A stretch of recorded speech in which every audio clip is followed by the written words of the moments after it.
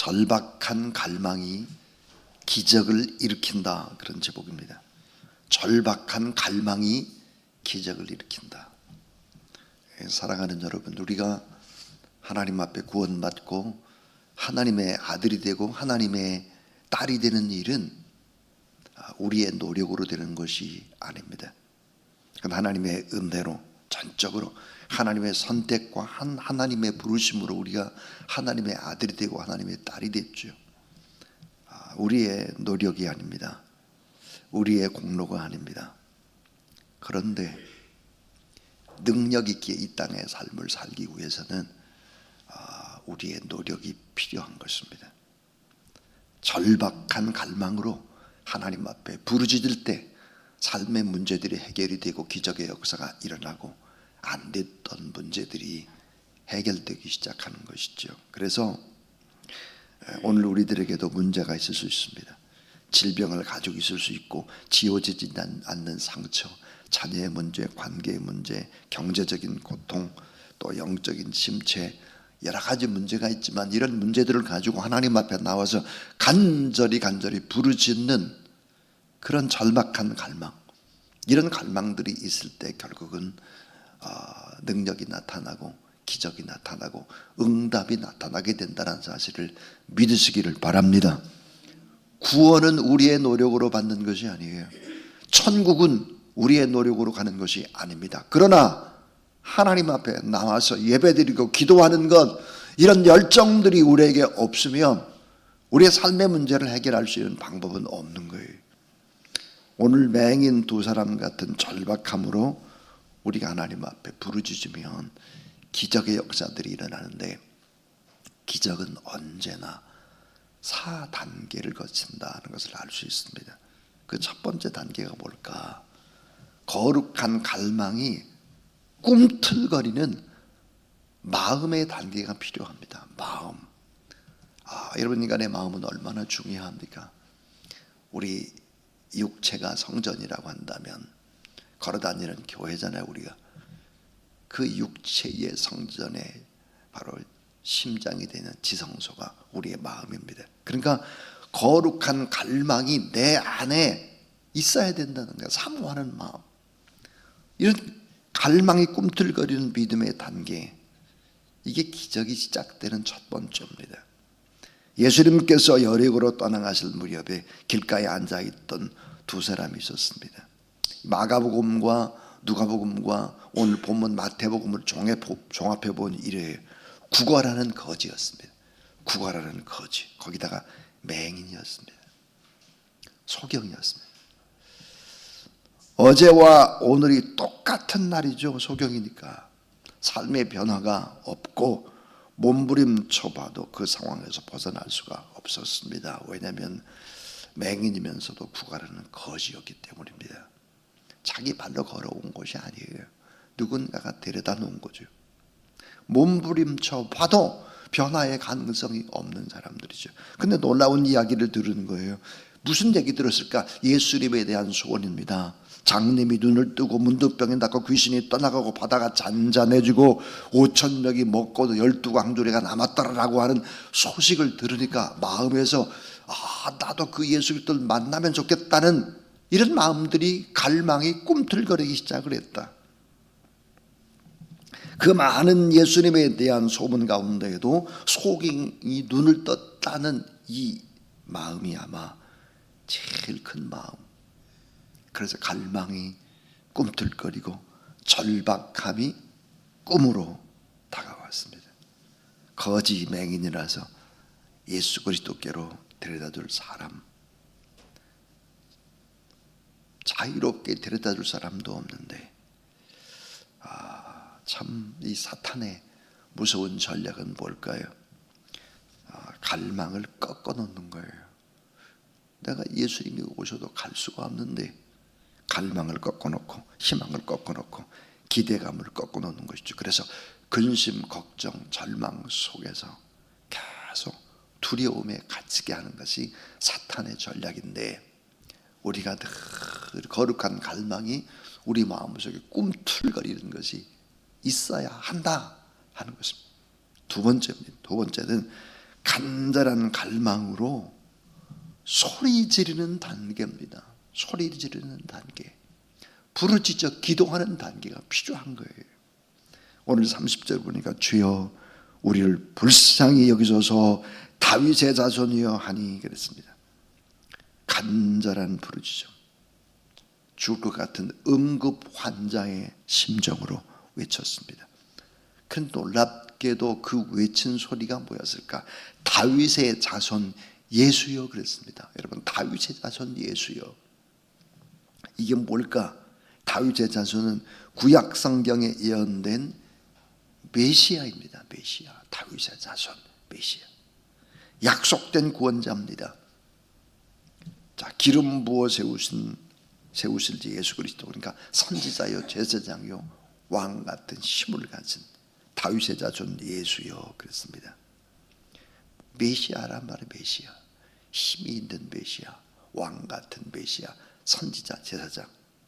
이 간절한 외침 속에서 자신의 비참함을 인정하는 겸손과 메시아 대신 예수 그리스도만이 자신을 치료할 수 있다고 하는 간절한 갈망, 담대한 믿음이 담겨져 있다는 거죠. 주여 우리를 불쌍히 여기소서 다윗의 자손 예수여 그랬습니다. 이런 간절한 갈망으로 하나님 앞에 부르짖고 뜨겁게 기도하는 단계가 반드시 있어야 된다는 거죠. 우리 삶이 어렵다면 더 뜨겁게, 더 간절히.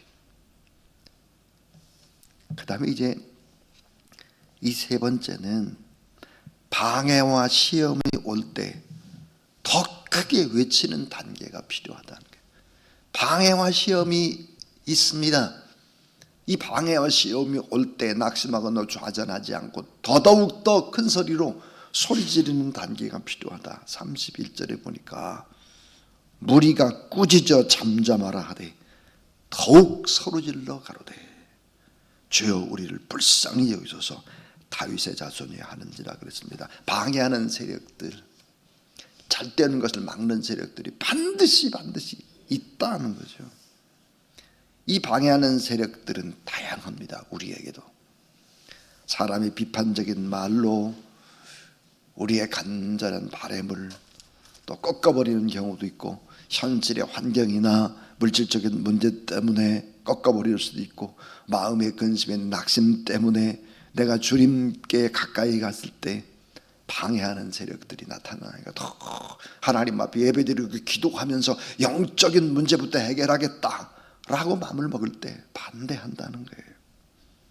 예수님께 가는 길을 막고 소경들의 길도 막고, 그리고 사람들이 큰 소리로 뭐라고 그랬어요? 조용히 하라, 시끄럽다, 입 다물어라, 이렇게 핍박하고 낙심하게 만들고 마귀가 찾아와서 역사하죠. 절대로 우리가 이 단계에서 방해하는 세력에게 지면 안 되는 거예요. 지면. 31절에 보니까 더욱 소리질러 가로되 그랬습니다. 더욱 소리질러 가로되. 마가복음 10장 48절 똑같은 얘기인데 뭐라고 했냐? 그가 심히 소리질러 그랬습니다. 근데 누가복음 18장 39절에 보니까 참 특이해요. 누가복음을 기록한 사람이 의사 선생이잖아요. 의사기 때문에 표현들이 이렇게 했어요. 저가 더욱 심히 소리질러 그랬습니다. 오늘 말씀은 더욱 소리질러, 마가복음은 심히 소리질러 그랬는데 누가복음 18장 39절은 저가 더욱 심히 소리질러 그랬습니다. 자, 오늘 말씀 30절에 소리질렀다는 큰 소리다 그 말인데요, 31절에 보면 더욱 소리질러 그랬어요. 이 원어를 보니까 더욱 소리질러가 뭘까? 비명입니다. 비명에 가까운 소리예요. 사람 살려 비명 소리 지른 거예요. 큰 소리죠. 주여 우리를 불쌍히 여기소서 다윗의 자손 예수여. 비명 같은 소리를 냈다. 방해하는 세력들 있을 때 더더욱더 열심을 내야 된다.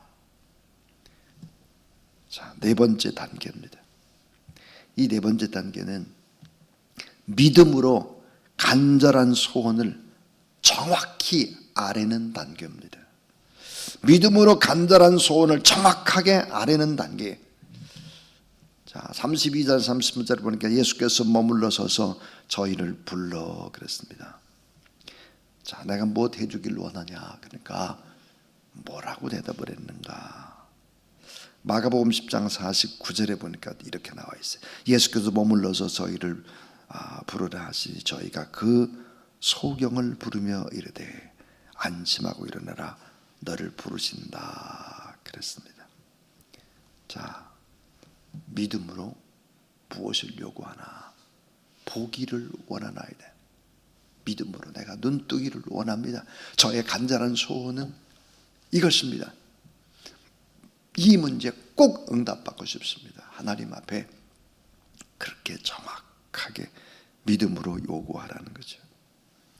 예수님은 간절한 갈망으로 부르짖는 사람을 거절하지를 않아요. 2000년 역사상 예수님 앞에 왔다가 거절당하고 간 사람은 단 한 사람도 없습니다. 전부 다 받아주시죠. 구하고 찾고 두드리는 자 반드시 응답 주신다. 오늘 우리가 찬양을 했잖아요. 자비한 주께서 부르시네. 간절한 소원을 믿음으로 우리를 부르신 주님 앞에 고백하십시오. 그러니까 간절한 우리의 기대와 소원을 정확하게 하나님 앞에 아뢰는 단계가 필요합니다.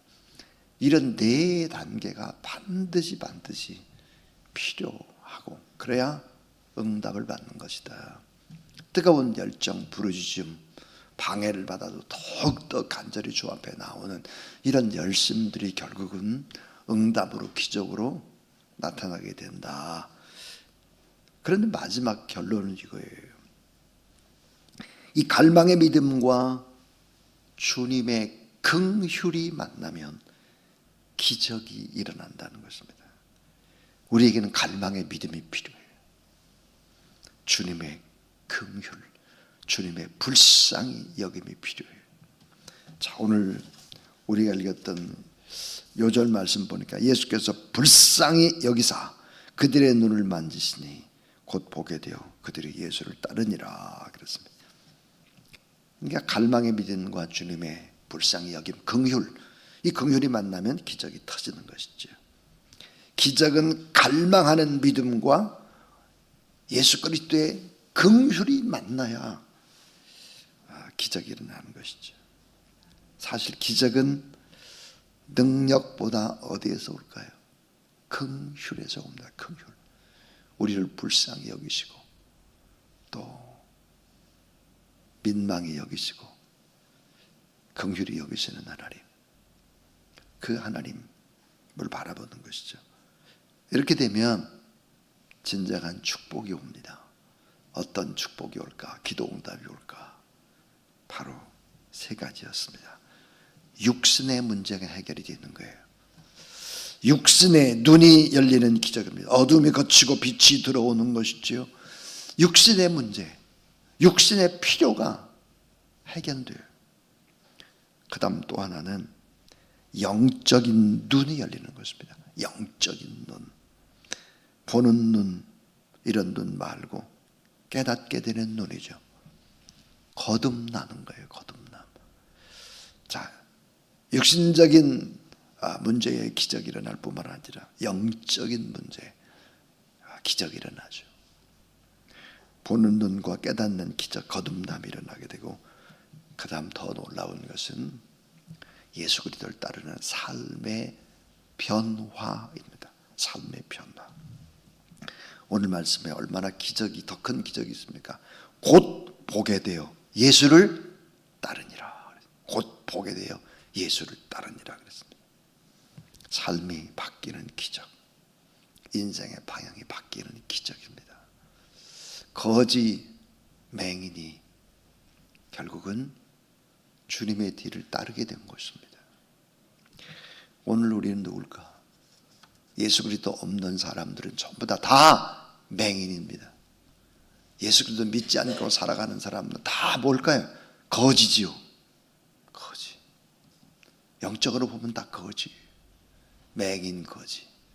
예수 그리스도를 만나면 육신의 문제도 해결될 뿐만 아니라 영적인 문제가 해결되고 삶의 아름다운 변화가 일어나서 예수 그리스도를 따르는 자가 됩니다. 이런 놀라운 은혜가 여러분 안에 일어나게 되기를 주의 이름으로 축원합니다.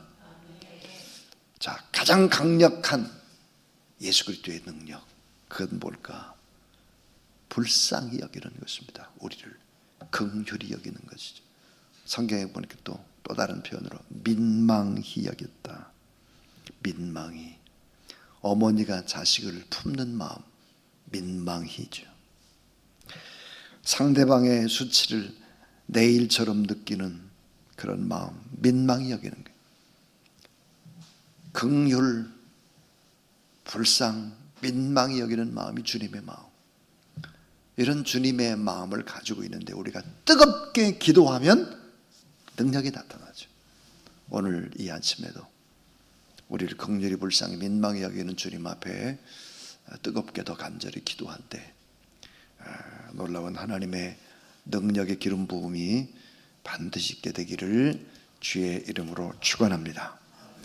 474장입니다. 474장 의원 되신 예수님 찬양하겠습니다.